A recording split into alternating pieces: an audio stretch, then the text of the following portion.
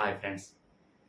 Friends, మనకి కేంద్ర మంత్రులు, అలాగే ఆయా ఆయా శాఖల పేర్లు ఎలా చదవకుండా, రాయకుండా, పెన్ యూజ్ చేయకుండా, కంఠస్థ పెట్టకుండా డైరెక్ట్‌గా మనకి ఎగ్జామ్ హాల్‌లో ఆ లాజిక్ చూసి మనం ఈజీగా పెట్టగలగాలి. దానికి ఫస్ట్ డైరెక్ట్‌గా లాజిక్ చెప్పే ముందు ఒక్క పాయింట్ చెప్తాను, బాగా ఆలోచించండి. ఇక్కడ నాకు ఆర్ట్స్ చేయడం రాదు. జస్ట్ ఇక్కడ ఏంటంటే, ఒక తల్లి, ఒక కూతురు ఉంది. తల్లి ఈ కూతురికి ఎవరైనా తల్లి పోలికలు వచ్చాయా, తండ్రి పోలికలు వచ్చాయా అని అడుగుతారు కామన్‌గా. అప్పుడు మనం ఎలా గుర్తుపెడతాము అంటే, అయితే తల్లి యొక్క కళ్ళు గాని, తల్లి యొక్క రూపం గాని, లేదంటే తల్లి యొక్క నోస్ కానీ, లేదంటే ఐస్ కానీ, సంథింగ్ ఏదో ఒక అంటే ఆ భాగాల్లో శరీర భాగాలు బట్టి తల్లి పోలిక వచ్చిందని మనం ఎలా గుర్తుపడతామో, అంతేగాని తల్లి ఈ తల్లి యొక్క కూతురు తల్లి పోలికలు వచ్చాయని చెప్పేసి తల్లి యొక్క పేరు, అడ్రస్, ఆధార్ కార్డు ఈ యొక్క వివరాలు, అలాగే కూతురు యొక్క పేరు, వివరాలు గుర్తుపెట్టుకొని చదువుతామా? చదవం. కాబట్టి ఇక్కడ ఏంటి మనం ఆలోచించవలసింది, మనం గ్రహించింది ఏంటి? తల్లి యొక్క రూపం అంటే ఐ మీన్ ఐస్ కానివ్వండి, నోస్ కానివ్వండి, లిప్స్ కానివ్వండి, సంథింగ్ ఆ పోలికలు బట్టి తల్లి పోలిక వచ్చిందని మనం ఎలా చెప్పగలుగుతామో, ఇదే బేసిక్ కాన్సెప్ట్ మీద మనకి కేంద్ర మంత్రులు పేర్లు, ఆయా శాఖల పేర్లు ఏవి కూడా కంఠస్థ పెట్టకుండా డైరెక్ట్‌గా ఎగ్జామ్ హాల్‌లో ఆ లాజిక్ చూసినట్టునే, అంటే ఇక్కడ తల్లి యొక్క కళ్ళు, అలాగే కూతురు యొక్క కళ్ళు 2 ఒకేలా ఉన్నాయి. అంటే ఇక్కడ 2 మ్యాచ్ అయ్యాయి కాబట్టి తల్లి యొక్క కూతురు పోలికొచ్చిందని మనం ఎలా చెప్తున్నామో, అదే విధంగా కేంద్ర మంత్రులు, ఆయా శాఖల పేర్లు ఆ లాజిక్ ఏదైతే ఉందో ఆ లాజిక్, మ్యాజిక్ 2 మ్యాచ్ చేయగలిగితే కంఠస్థ పెట్టకుండా, పెన్ను పేపర్ యూజ్ చేయకుండా, ఎటువంటి కన్ఫ్యూజన్ లేకుండా ఈజీగా మనం పెట్టగలము. ఓకే, అంటే అక్కడ మనకి క్వశ్చన్ ఇస్తారు, అలాగే ఆబ్జెక్ట్ లో ఉన్నటువంటి ఏబిసిడీలు కూడా ఇవ్వడం జరుగుతుంది. సో 2 పోలికలు ఒకేలాగా, అంటే ఇందులో ఉన్నటువంటి లాజిక్, ఇందులో ఉన్నటువంటి లాజిక్ 2 మ్యాచ్ చేయగలిగితే ఆయా శాఖ పేరు మనం చదవకుండా, కంఠస్థ పెట్టకుండా గుర్తుపడతాం. ఫ్రెండ్స్, ఇక్కడ కేంద్ర మంత్రుల లిస్ట్ మొత్తం దగ్గరికి 31 అలా ఉన్నాయి. అంటే ఇది ఒకే పార్ట్ లో చేస్తే చాలా ఎక్కువ లెంత్ అయిపోతుంది, అంటే 1 అవర్ పైన అవుతుంది. సో ఏంటంటే 15 చొప్పున ఒక 30, అంటే పార్ట్ 1, పార్ట్ 2 చేయడం జరుగుతుంది. ఇది పార్ట్ 1 అండి. ఆల్రెడీ ఏపీ వాళ్ళకైతే ఏపీ ఆయా శాఖల మినిస్టర్లు ఆల్రెడీ నేను వీడియోస్ చేయడం జరిగింది. అది కూడా 2 పార్ట్లు వీడియో చేయడింది. అది ఇక్కడ మోర్ అని క్లిక్ చేస్తే నా వీడియోస్ ఉంటాయి, ఆ వీడియోస్ లో ఉంటది. లేదు ఆ లింక్ మీకు కనిపించలేని ఎట్లా, నాకు డిస్క్రిప్షన్ లో వాట్సాప్ లింక్ ఉంది. వాట్సాప్ లింక్ లో నన్ను అడిగినా సరే ఆ లింక్స్ మీకు షేర్ చేయడం జరుగుతుంది. ఏపీ ఆయా మంత్రుల శాఖలు చేయడం జరిగింది. తెలంగాణ మంత్రుల శాఖలు ఇంకా చెయ్యలేదు. ఎందువల్లంటే తెలంగాణ డిఎస్సికి ఇంకా కొంచెం సమయం ఉంది కాబట్టి ఫస్ట్ ఏపీ వాళ్ళు చేయడం జరిగింది. అలాగే కేంద్ర మంత్రులు అనేది ఖచ్చితంగా ఏపీఆ, తెలంగాణ, పలానా పర్టికులర్ స్టేట్ అని కాదు, అందరికీ అన్ని కాంపిటేటివ్ ఎగ్జామ్ కి కూడా ఉపయోగపడుతుంది. ఎస్పెషల్లీ ముఖ్యంగా డిఎస్సి వారి కోసం ఈ వీడియో, ఎందుకంటే తక్కువ టైం ఉంది కాబట్టి. Okay friends, let continue class. Okay friends, direct class చేస్తున్నాను. ఇక్కడ చూడండి, మనకి లెఫ్ట్ సైడ్ ఆయా మినిస్టర్లు, అలాగే రైట్ సైడ్ ఆయా శాఖల పేర్లు. అయితే ఇక్కడ మినిస్టర్ పేరు కంఠస్థ పెట్టవద్దు, అలాగే ఆయా శాఖ పేరు కూడా కంఠస్థ పెట్టవద్దు. మనం ఇందాక చెప్పుకున్నట్టుగా ఇందులో ఉన్నటువంటి సంథింగ్ ఒక లాజిక్, ఇందులో ఉన్నటువంటి సంథింగ్ ఒక లాజిక్ 2 మ్యాచ్ చేయగలిగితే కంటి చూపుతో ఆయా శాఖల మినిస్టర్లు మొత్తం కూడా ఈజీగా పెట్టచ్చు. ఓకే, అది ఎలాగో చూద్దాం. చూడండి లాజిక్స్. నిర్మలా సీతారామన్. సార్, నిర్మలా సీతారామన్ ఆర్థిక శాఖ అని మాకు తెలియదా అండి అని కొందరికి అనుకోవచ్చు. కొందరు మహిళలు కానివ్వండి, లేదంటే గృహిణులు కానివ్వండి, కొందరు తెలియపోయి ఉండొచ్చు, ఆయా శాఖల మినిస్టర్లకు ఇప్పటికీ తెలియపోవచ్చు. సో అందుకు కూడా ప్రతి దానికి కూడా లాజిక్ చెప్తున్నాను. ఇప్పుడు మీకు కొన్ని శాఖలు తెలుస్తాయండి. అంటే ఎగ్జాంపుల్ ఆర్థిక శాఖ కానీ, రక్షణ శాఖ, హోంశాఖ, ఇలాగా మనకి విద్యాశాఖ, ఇవన్నీ తెలుస్తాయి. కొన్ని బొగ్గు గల్లిన శాఖలు, పెట్రోలియం శాఖలు, అవి కూడా తెలియని వాళ్ళు ఉన్నారు. సో ప్రతిదీ కూడా తెలిసిన వాళ్ళు కొంచెం ఒకసారి లాజిక్ ఇంకా ఈజీగా గుర్తుపెట్టుకోండి, తినేవాళ్ళు అయితే తెలుసుకోండి. Okay friends, right. Nirmala Sitharaman ఆర్థిక శాఖ. ఇక్కడ నిర్మలా సీతారామన్లో ఫస్ట్ చూడండి, అండర్లైన్ చేస్తాను చూడండి లాజిక్. నిర్మల అంటే నిర్మలమైనటువంటి, అంటే నిర్మలమైన అంటే ఏంటండి, ఎటువంటి కల్మషం లేకుండా అంటే ఏంటి దాన్ని ఏమంటారు, ఎటువంటి భేదాభిప్రాయం లేకుండా అంటే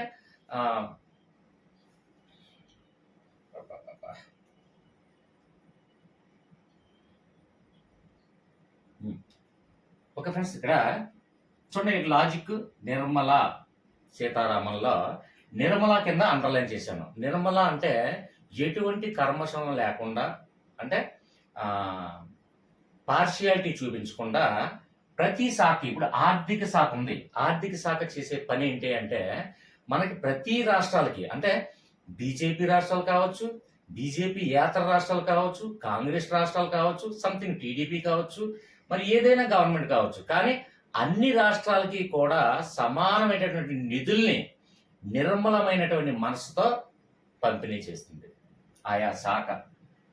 ఓకే, అంటే ఇప్పుడు ఆర్థిక శాఖ కదండి రిలీజ్ చేయాలి అమౌంట్ మొత్తం, అంటే బడ్జెట్ దేనికి ఎంత బడ్జెట్ కేటాయించాలి అనేది మనకి ఎటువంటి నిర్మలమైనటువంటి మనసుతో, ఎటువంటి కల్మషం లేకుండా, అంటే భేదాభిప్రాయాలు లేకుండా, అంటే ఆ స్టేట్కి ఎక్కువ అమౌంట్, ఈ స్టేట్కి తక్కువ అమౌంట్, అంటే బీజేపీ గవర్నమెంట్ పరిపాలిస్తుంది కాబట్టి ఆ స్టేట్కి ఎక్కువ నిధులు కేటాయించాలి, ఈ స్టేట్కి జీరో కేటాయించాలని లేకుండా నిర్మలమైన మనసుతో అన్ని శాఖలకి ఎంతెంత కేటాయించాలో అవన్నీ కూడా నిర్మలమైన మనసుతో నిధులు కేటాయించే శాఖ ఏదంటే ఆర్థిక శాఖ. Okay, first one. Next one చూడండి, రాజ్నాథ్ సింగ్ రక్షణ శాఖ. రాజ్నాథ్ సింగ్ రక్షణ శాఖ. ఇక్కడ చూడండి అండర్లైన్ చేశాను. రాజ్ అంటే ఒక రాజు బాధ్యతలు ఏంటంటే దేశంలో ఉన్నటువంటి పౌరుల మొత్తం ప్రతి పౌరులు ప్రజలు అందరినీ కూడా రక్షించే బాధ్యత అది రాజుదే. కాబట్టి ఇక్కడ రక్షణ శాఖలో చూడండి, ఇక్కడ రాజ్ అనగానే రాజు యొక్క మెయిన్ ఏంటండి కాన్సెప్ట్ ఏంటి, ఒక రాజ్యం ఉందంటే రాజ్యంలో ఉన్నటువంటి ప్రజలు మొత్తం రక్షించే బాధ్యత రాజుదే. సో ఇది రక్షణ శాఖ. నెక్స్ట్ వన్ చూడండి, అమిత్ షా. అమితమైన, అమిత్ అంటే ఏంటండి, అమితమైన అంటే ఎక్కువగా కదా, అంటే అమితమైనటువంటి, అమితమైన ప్రేమ, అమితమైన పవర్స్, ఇదే విధంగా అంటే అమిత్ షాలో అమిత్ తీసుకోండి, అమితమైన పవర్స్ ఉండే శాఖ ఏదండి, మొత్తం అన్ని శాఖలు ఉంటాయి, అమితమైనటువంటి పవర్స్ కలిగినటువంటి శాఖ అది హోంశాఖ, అంటే పోలీస్ వ్యవస్థ, పోలీస్ శాఖ. ఎందుకంటే హోమ్ మినిస్టరే ఎక్కువ పవర్స్ కలిగినటువంటి పవర్స్ ఉన్నటువంటి శాఖ ఏదంటే అమితమైనటువంటి పవర్స్ కలిగినటువంటి శాఖ హోంశాఖ. Okay, right right. అంటే పోలీస్ శాఖే కదండి అమితమైనటువంటి పవర్స్ కలిగినటువంటి శాఖ. అన్ని శాఖలు, ఇప్పుడు ఆర్థిక శాఖ ఉన్నది, వేరే వేరే విద్యుత్ శాఖ, లేదంటే విద్యాశాఖ, ఇలా ఎన్ని శాఖలు ఉన్నా హోమ్ మినిస్టర్కి ఉన్నటువంటి పవర్స్ ఎవరికి ఉండదు. ఆ విధంగా మన లాజిక్ లో మైండ్ లో పెట్టుకుంటే చాలు. ఓకే ఫ్రెండ్స్, నెక్స్ట్ చూడండి, మనోహర్. మనోహరమైన అంటే మనోహర్ లాల్ ఖట్టర్. ఈ పేర్లేవి కూడా మనం కంఠస్థ పెట్టొద్దు, అవసరమే లేదు మనకి. ఇక్కడ లాజిక్ ఒక్కటే మనం కేటాయించాలి. అంటే జస్ట్ మన ఎగ్జామ్ హాల్లో జస్ట్ ఆ క్వశ్చన్ ఎలా చూసినా ఇది కనబడుతుంది. మనోహర్ లాల్ ఖట్టర్ ఆబ్జెక్ట్ లో ఉంటది, ఇది క్వశ్చన్ లో ఉంటది. ఆ శాఖను గుర్తు పెట్టేటప్పటికి ఎలాగా ఆ లాజిక్ వస్తే చాలు, అంతే. ఇక్కడ చూడండి, మనోహర్ అంటే మనోహరమైన అంటే సుందరమైన అంటే అందమైన. ఇక్కడ ఈ శాఖ ఏంటంటే విద్యుత్ శాఖ మరియు గృహ నిర్మాణ శాఖ. దీన్ని ఎలా గుర్తుపెట్టుకుంటారంటే ప్రతి ఒక నిరుపేదైన ధనవంతుడైన ప్రతి ఒక్కరి కళ గృహ నిర్మాణం కళ, అంటే సొంత ఇంటిని నిర్మించాలనే కళ ప్రతి ఒక్కరికి ఉంటుంది. అలాగా గృహ నిర్మాణం అంటే ఒక కొత్త ఇంటిని నిర్మించుకున్న తర్వాత విద్యుత్తో అలంకరిస్తాడు. అంటే ఇల్లు ఓపెనింగ్ అంటే గృహ ప్రవేశం రోజు ఇల్లు మొత్తం అలంకరణ చేసుకుంటాడు విద్యుత్తో, అంటే రకరకాల లైటింగ్స్ మొత్తం పెట్టుకొని తన కోరిక నెరవేర్చుకుంటాడు. కాబట్టి ఇక్కడ మనోహరంగా అంటే అందమైనటువంటి, అంటే ఒక అందమైనటువంటి ఇల్లు నిర్మించుకొని ఇల్లు గృహప్రవేశం రోజు ఇల్లు అలంకరణ విద్యుత్తో అంటే లైటింగ్తో మిరుకొల్పినట్టుగా లైటింగ్తో అలంకరణ చేసుకొని గృహప్రవేశాన్ని కానిస్తాడు. కాబట్టి మనోహర్ అంటే మనోహరమైన అంటే అందమైన ఇల్లు నిర్మించుకోవడం, అలాగే ఇల్లు గృహప్రవేశం రోజు విద్యుత్తో అలంకరించుకుంటాడు, అంటే లైటింగ్తో అలంకరించుకుంటాడు. ఇది లాజిక్ గుర్తుపెట్టుకుంటే ఇది ఇందులో మనకు కన్ఫ్యూజన్ ఏమి ఉండవు. ఎన్ని ఉన్నా 100 బిట్టైనా లాజిక్ తెలిస్తే కన్ఫ్యూజ్ ఉండదు. కాబట్టి ఆ లాజిక్ ఒక్కటే మనకు గుర్తు రావాలి. లాజిక్ గుర్తు రావాలంటే ఒక్కసారి గాని, 2 సార్లు గాని ఇయర్ ఫోన్ పెట్టుకొని నిద్రించేటప్పుడు నేను వింటే చాలు. ఇంకేమీ గుర్తవసరం లేదు. Okay friends? రైట్. జగత్ ప్రకాష్ నడ్డా ఆరోగ్య శాఖ. ఈ ఇంపార్టెంట్ శాఖని ఫస్ట్ చెప్తున్నాను. అంటే అన్ని శాఖలు చెప్తాను. మాక్సిమం అన్ని శాఖలు చెప్పేస్తాను. కాబట్టి ఒకటి చూడండి. అంటే కొన్ని శాఖలు కొందరికి తెలుస్తది, కొన్ని తెలియకపోవచ్చు. జగత్ ప్రకాష్ నడ్డా ఆరోగ్య శాఖ. ఆ వ్యక్తుల పేర్లు, మంత్రుల పేర్లు గాని మనం కంఠస్థ పెట్టామంటే ఎవళ్ళకి ఏం పెడతాం కూడా తెలియదండి. కంఠస్థ పెట్టకూడదు ఎప్పుడు కూడా. కాబట్టి జగత్ ప్రకాష్ నడ్డా ఆరోగ్య శాఖ. ఇక్కడ ఈ పాయింట్ చెప్పే ముందు WHO వరల్డ్ హెల్త్ ఆర్గనైజేషన్, ప్రపంచ ఆరోగ్య సంస్థ.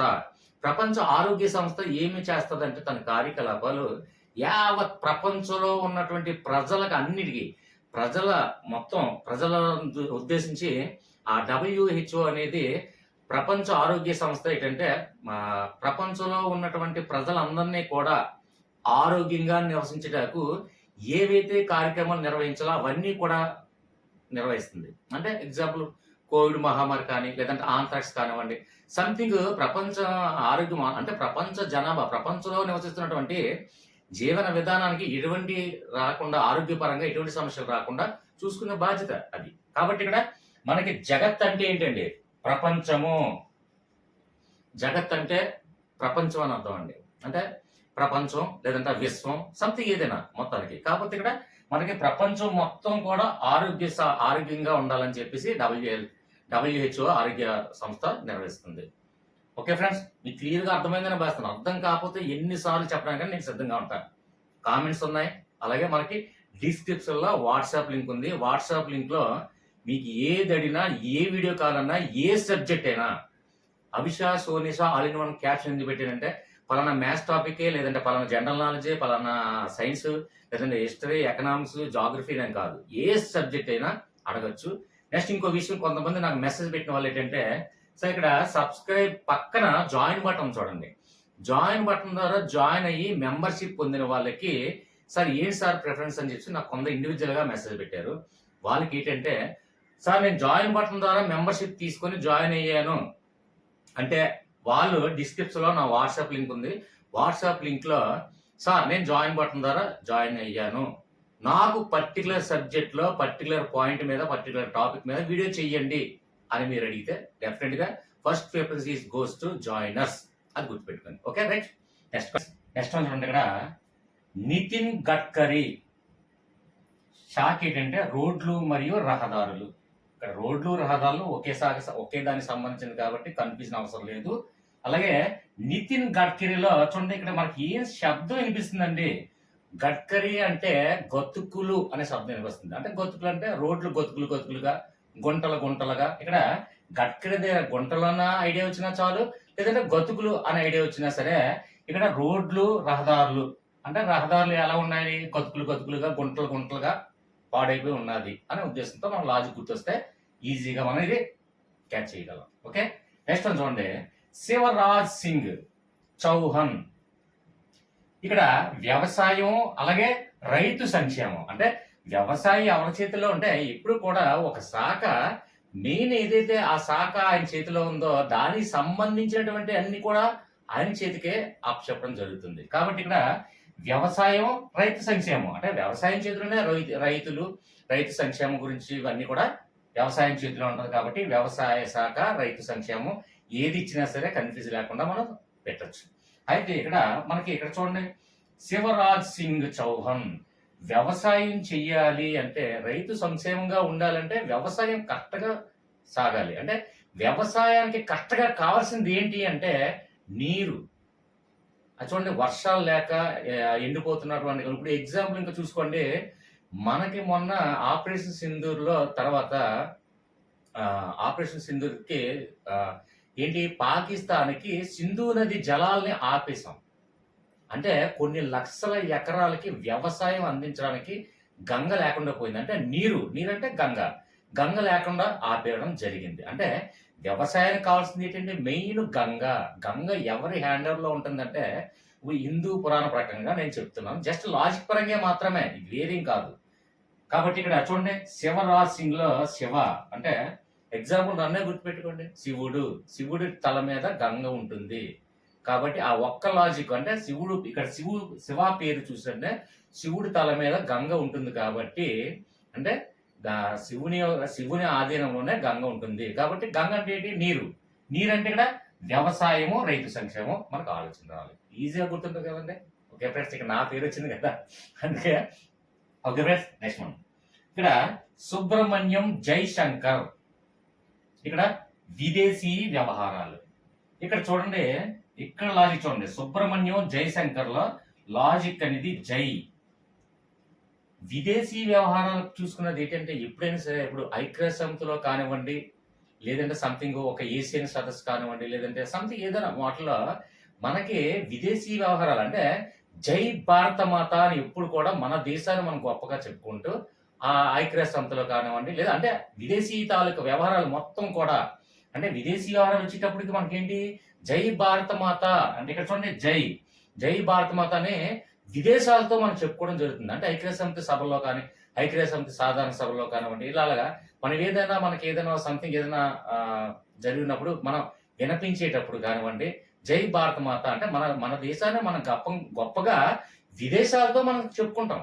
అంటే ఆ ఐక్యరాజ్య సమితిలో తీసుకోవాలండి, ఏదైనా కార్యక్రమాలు ఐక్యరాజ్య సమితిలో కానివ్వండి, లేదంటే సంథింగ్ ఏదైనా సదస్సు ఒప్పందాల్లోకి వెళ్ళేటప్పుడు జై భారత మాత అన్న జై అంటే మన భారతదేశం గురించి విదేశాలతో మనం అలా చెప్పుకుంటాం. కాబట్టి ఆ లాజిక్ మనం గుర్తిస్తే ఈజీగా మనం పెట్టచ్చు. విదేశీ వ్యవహారాలు అంటే విదేశీ వ్యవహారాలు మొత్తం కూడా జై భారత మాత అని మనం చెప్పుకొని విదేశీ వ్యవహారాలతో మనం పార్టిసిపేట్ చేస్తాం. That's it.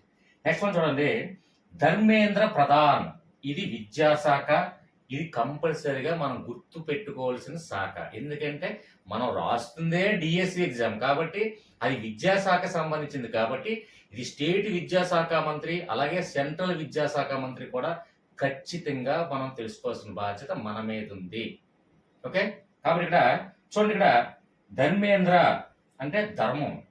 ఎప్పుడు కూడా చదువుకున్నవాడు ఎప్పుడు కూడా ధర్మం, న్యాయం, చట్టం కూడా విద్యాశాఖ మంత్రులకే ఎక్కువ ఉంటుంది. అంటే ఎగ్జాంపుల్ అంటే ఇక్కడ విద్య చదువుకున్న వాడికి ధర్మం, న్యాయం, చట్టం ఇవన్నీ కూడా ఎవరికి తెలుస్తుంది? అన్ఎడ్యుకేటెడ్ వారికి తెలియదు, చాలా వరకు తెలియదండి. ధర్మం అంటే తెలియదు, న్యాయం అంటే తెలియదు. అంటే చట్టం, ఎగ్జాంపుల్ ఒక చట్టం తీసుకోండి, చట్టం తెలియాలంటే అది చదువుకుని ఉన్నవాడికి మాత్రమే చట్టం తెలుస్తుంది. చట్టం ఈ మొత్తం అన్ని కూడా అంటే విద్యాశాఖలోనే ఆ యొక్క గొప్ప శాఖ కాబట్టి ధర్మేంద్రాలు చూడండి, ధర్మం, న్యాయం, చట్టం అన్ని కూడా చదువుకున్న వాడికి మాత్రమే కంప్లీట్ గా క్షుణ్ణంగా అవగాహన ఉంటుంది. దట్స్ ఇట్, ఇక్కడ విద్యాశాఖ. ఓకేనా ఫ్రెండ్స్, రైట్. నెక్స్ట్ చూడండి, రాజీవ్ రంజన్. పేరుతో మన సంబంధం లేదండి, ఎటువంటి పేర్లున్నా మన సంబంధం లేదు. జస్ట్ ఒకటే, ఫస్ట్ మనం ఏం చెప్పుకున్నాం, జస్ట్ తల్లి పోలిక కూతురు రావడానికి ఏంటి రీజన్ అంటే ఆ రెండు కళ్ళు ఒకేలా ఉన్నాయి, లేదంటే లిప్స్ ఒకేలా ఉన్నాయి. ఇదే విధంగా అంటే ఇందులో ఉన్నటువంటి లాజిక్ మనం మ్యాచ్ చేస్తున్నాం అంతే.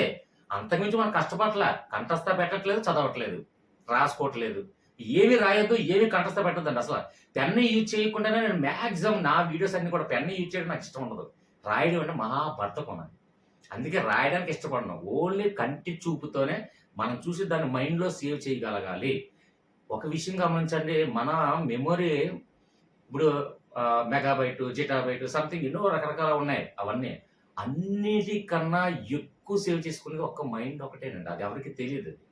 ఎంతైనా అన్లిమిటెడ్ సేవ్ చేసుకునేది ఒక్క మైండ్, మానవుని యొక్క మెదడే. కావాలంటే చాలా మంది శాస్త్రజ్ఞులు కూడా చెప్పారు, 1% మాత్రమే మనం మేధాశక్తిని ఉపయోగించామంటారు. ఇప్పటి వరకు మన టాలెంట్ని కానీ మన విజ్ఞానం కానీ 1% మాత్రమే వినియోగించాం. అంటే మనం బ్రెయిన్ ఎంత సేవ్ చేయొచ్చు.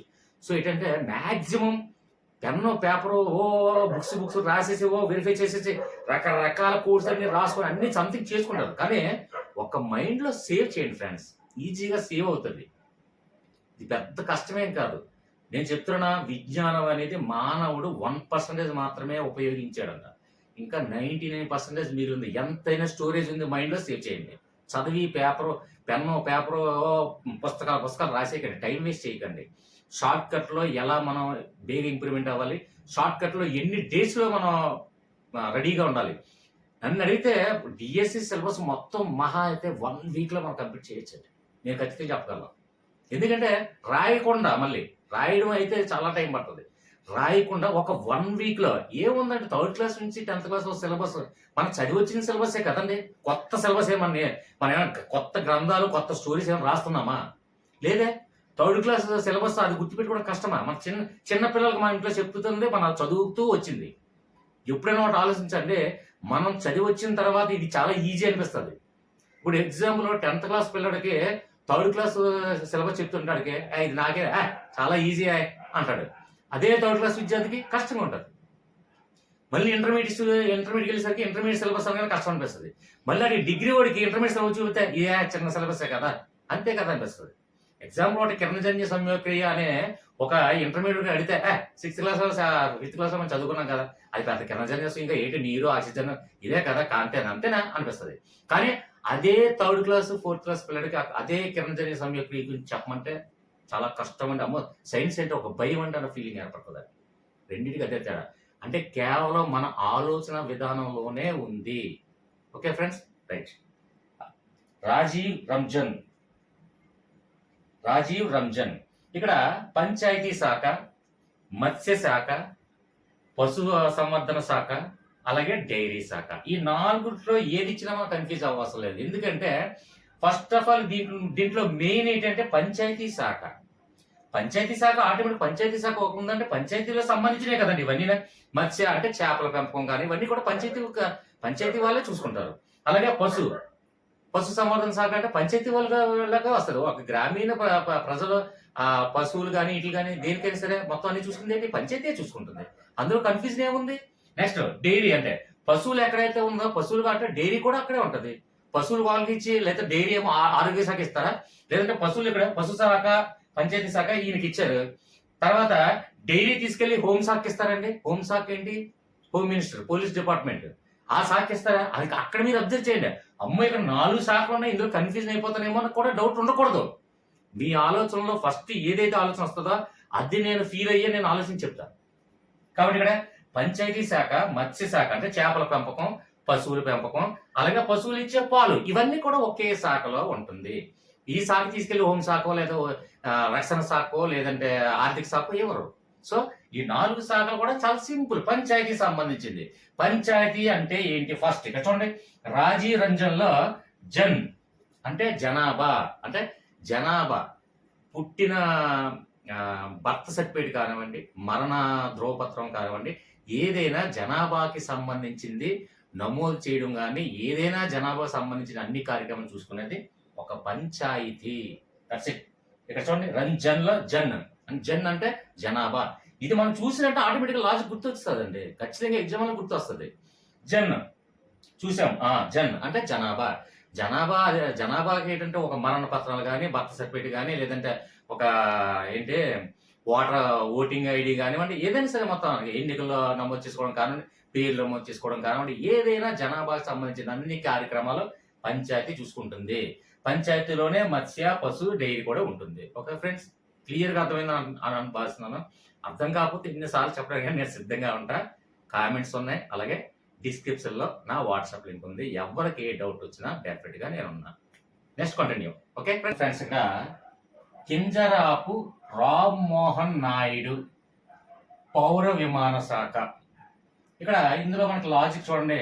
రామ్మోహన్ లో హన్ అనగానే మనకి ఏం గుర్తుకొస్తుంది, హనుమంతుడు. ఇక్కడ చూడండి హన్ అని ఉంది, మనకు చూసినట్టే హన్ అని చూసినట్టే హనుమంతుడు ఎప్పుడు కూడా చూడు మనకి ఒక ట్రాక్టర్ మీద కానివ్వండి, ఏదైనా వాహనాల మీద ఎక్కువగా ఎగురుతూ మనకి కనిపిస్తుంది హనుమంతుడు ఎప్పుడు కూడా. అంటే అతను హనుమంతుడికి ఎగిరే శక్తి ఎక్కువ ఉంది అని చాలా వరకు మన సినిమాల్లో కానివ్వండి, లేదంటే ఒక ట్రాక్టర్ మీద దేని మీద వాహనాల మీద ఎక్కువగా హనుమంతుడు బలం ఆ విధంగా ఎగురుతూ ఉన్నటువంటి ఫోటో మనం చూస్తుంటాం. కాబట్టి విమానము అంటే విమానం కూడా ఎగురుతున్నది కాబట్టి హనుమంతుడు చూసినట్టే మనం ఎగిరే విధంగా మనకు ఆ లాజిక్ గుర్తిస్తే చాలు. నెక్స్ట్ చూడండి, ప్రహ్లాద్ వెంకటేష్ జోషి. ఇక్కడ వెంకటేష్ అనగానే వెంకటేశ్వరుడు. మనకి రీసెంట్ గా మనకి తిరుపతి లడ్డు ప్రసాదం గురించి అది కల్తీ జరిగింది. అంటే నెయ్యి కల్తీ, ఆయిల్ కల్తీ, ఆహారం కల్తీ, ఇలాగ లడ్డు కల్తీ, ప్రసాదం కల్తీ అని ఆహారానికి సంబంధించి చాలా వరకు తిరుపతి వెంకటేశ్వర స్వామి దాంట్లో చాలా వరకు ఇష్యూ జరిగింది. ఇది అందరికీ తెలుసు. టీవీలో ప్రసారమైంది, పేపర్‌లో ప్రసారమైంది. పవన్ కళ్యాణ్ గారు అందులో పార్టిసిపేట్ చేయడం జరిగింది. సంథింగ్ కాబట్టి ఇక్కడ ఆహారం, అలాగే ఆహారం ఏదైతే ఉందో ప్రజా పంపిణీ. అంటే ఆహారానికి సంబంధించినటువంటి సరుకులు. అంటే ఎగ్జాంపుల్ ఇప్పుడు రేషన్ కానివ్వండి, కోటా డీలర్స్ కానివ్వండి, ఇవన్నీ కూడా ఆహారానికి సంబంధించినవి కాబట్టి ఆహారము, ప్రజా పంపిణీ. ఇక్కడ ఆహారం అనగంటే మనకి ఇక్కడ ఏం గుర్తురాలి, వెంకటేశ్వరుడు అంటే తిరుపతిలో మనకి ఆహారానికి సంబంధించి కల్తీ అయ్యింది. అది ఆయిల్ కల్తీయా, లేకపోతే నెయ్యి కల్తీయా, సంథింగ్ ఏదైనా మొత్తానికి అది ప్రసాదం కానివ్వండి, ఏదైనా కల్తీ జరిగింది.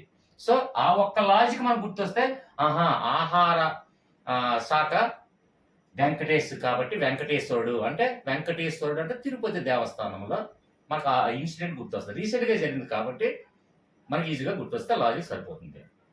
నెక్స్ట్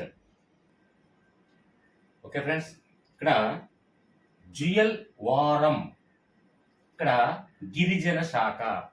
ఇక్కడ మనం చూడండి వారం దగ్గర అండర్లైన్ చేశాను. వారం అనగానే మనకి ఏ శబ్దం వినిపిస్తుందంటే వార్వలేము అంటే వార్వం అని మనకు శబ్దం వినిపిస్తుంది. వారం అనగానే వార్వము అంటే వార్వలేము అని. అక్కడ గిరిజన శాఖకి ఏంటి సంబంధం అంటే చూడండి, గిరిజన శాఖ అంటే ట్రైబల్స్ అంటే ఎస్టీ అంటే రిజర్వేషన్ పర్సన్స్. ఇప్పుడు ఎగ్జాంపుల్ మన డిఎస్సి రాస్తున్న విద్యార్థులందరికీ కూడా చాలా మంది ఎస్టీ ఎస్సీ వాళ్ళని చూసి వార్వలేము అంటే ఓసీ వాళ్ళు కానీ బీసీ వాళ్ళు కానంటే ఎస్సీ ఎస్టీ వాళ్ళని చూసి వార్వలేము. ఎందుకంటే తక్కువ మార్కులు సంపాదించినా సరే వాళ్ళు రిజర్వేషన్తో డిఎస్సి సాధిస్తున్నారు. వాళ్ళు మనకి ఎక్కువ పోటీ, ఎందుకంటే వాళ్ళకి తక్కువ మార్కులు వచ్చినా జాబ్ వస్తుంది. ఎందుకంటే అవకాశం ఎక్కువ ఉంది వాళ్ళకి, ఎందుకంటే రిజర్వేషన్ పర్సంటేజ్ ఎక్కువ ఉంది గిరిజన అంటే ఎస్టీ వాళ్ళకి. అంటే ఇక్కడ ఎస్సీ ఎస్టీ వాళ్ళకి అంటే ఎగ్జాంపుల్ అన్నిటికన్నా రిజర్వేషన్ పర్సంటేజ్ ఎక్కువ అండి. ఎవరికి? ఎస్టీ వాళ్ళకి ఎక్కువ పర్సంటేజ్ ఉంది రిజర్వేషన్. వాళ్ళకి మినిమం రీచ్ అయితే ఆటోమేటిక్గా జాబ్ వాళ్ళ చేతుల్లో ఉంది. కాబట్టి వాళ్ళని చూసి మనం వారవలేము. సో ఇక్కడ వారం అంటే వారవలేము అన్న చిన్న లాజిక్ గుర్తొచ్చి చాలు. ఓకే ఫ్రెండ్స్, నెక్స్ట్ ఇక్కడ అశ్వని వైష్ణవ్ రైల్వే శాఖ అండి. అయితే ఇక్కడ అశ్వని అంటే ఇక్కడ చూడండి, ఇక్కడ మనకి అశ్విని అనగానే చాలా మందికి కొంతమందికి గుర్తు రావచ్చు, రాకపోవచ్చు. ఎందుకంటే ఓల్డ్ కొంచెం ముందు జనరేషన్ వాళ్ళకి అయితే తెలుస్తుంది అశ్విని నాచప్ప అంటే ఈవిడ అశ్విని. ఇక్కడ అశ్విని వైష్ణవ్ అనేది పక్కన పెట్టండి. ఇక్కడ అశ్విని నాచప్ప అనే పర్సన్ మనకి అశ్విని నాచప్పను వినే ఉండొచ్చు, వినకపోయి ఉండొచ్చు. కానీ పిటి ఉష పరుగుల రాణి అంటే పిటి ఉషని ఓడించేది అంటే పరుగుల రాని అంటే అతి వేగంగా పరిగెట్టేది మనకి లేడీస్ లో పిటి ఉష అని మన గురించి మనకు బాగా తెలుసు. అలాగే మనకి ఆ పిటి ఉషని ఓడించిన పర్సన్ ఎవరైనా ఉంటే అశ్విని నాచప్ప అండి. కాబట్టి అంటే అత్యంత వేగంగా పరిగెట్టే పరుగుల రాని ఎవరంటే ఫస్ట్ మనకు గుర్తొచ్చేది పిటి ఉష. అలాగే పిటి ఉషని రీచ్ చేసి పిటి ఉషని ఓడించిన పర్సన్ ఎవరంటే అశ్విని నాచప్ప. కాబట్టి పరుగుల రాని అంటే వేగంగా వెళ్ళేది. కాబట్టి ఇక్కడ వేగంగా వెళ్ళేది ఏంటండి? రైల్వే చెప్తా వేగంగా. దీనికి ఇంకొక ఉదాహరణ నేను చెప్తాను చూడండి. కావాలంటే మనకి క్రికెట్ ప్రేములకి అయితే ఈజీగా తెలిసిపోతుంది. ఇప్పుడు ఎగ్జాంపుల్ పాకిస్తాన్ లో షోయబ్ అఖ్తర్ ఉన్నాడు. ప్రపంచంలో అత్యంత వేగంగా వీసిన బౌలర్లు ఆయన ఒకడు. అక్కడ పాకిస్తాన్ లో అత్యంత వేగంగా వెళ్ళే ట్రైన్ పేరుతో ఆయన పిలుస్తారు, అంటే రావల్పిండి ఎక్స్ప్రెస్ అంటారు. ఇది పాకిస్తాన్ లో అత్యంత వేగంగా వెళ్ళే ట్రైన్ రావల్పిండి ఎక్స్ప్రెస్. అత్యంత ఫాస్ట్ బౌలర్ కాబట్టి షోయబ్ అఖ్తర్ని కూడా రావల్పిండి ఎక్స్ప్రెస్ అనే ముద్దుగా అక్కడ పిలుచుకుంటుంటారు. ఇదే విధంగా ఇక్కడ అశ్విని నాచప్ప అంటే పరుగులతో అత్యంత వేగంగా పరిగెత్తే పర్సన్. కాబట్టి ఇక్కడ రైల్వే శాఖ మనకు గుర్తొస్తే చాలు. Okay right, next one Bhupendra Yadav అటవీ మరియు పర్యావరణం. ఈ పర్యావరణం అనగానే అటవీలోనే వస్తుంది కాబట్టి అటవీ శాఖ. ఇక్కడ మనకి చూడండి భూపేంద్ర అనగానే చూడండి ఇక్కడ భూ అంటే భూమి అనగానే ఆటోమేటిక్గా భూమి మీద ఉన్నటువంటి అడవులు ఆ అడవులో ఉన్నటువంటి సంపదలు, పర్యావరణాలు ఇవన్నీ కూడా. ఇప్పుడు ఎగ్జాంపుల్ భూపేంద్ర అనగానే భూమి గుర్తు రావాలి, లేదంటే భూమి మీద ఉన్నటువంటి అటవీ. అలాగే భూ కేంద్ర అన్న గుర్తొచ్చినా ఆటోమేటిక్గా ఈ అటవీ శాఖ అనేది గుర్తొస్తుంది. భూమి గుర్తొస్తే ఆటోమేటిక్గా అటవీ భూమి మీద కాబట్టి అడవులు, చెట్లు ఇవన్నీ కూడా ఉంటాయి కాబట్టి అటవీ సంపద మనకి ఈజీగా గుర్తొస్తుంది. ఓకే ఫ్రెండ్స్, ఇంపార్టెంట్ శాఖలు మనకి డిఎస్సి పర్పస్ ఉపయోగిస్తూ డిఎస్సి పర్పస్ కోసం ఏదైతే ఇంపార్టెంట్ శాఖలు అన్నీ ఉన్నాయో ఒక్క శాఖ కూడా వదలకుండా నేను చెప్పడం జరుగుతుంది. Okay friends, continue.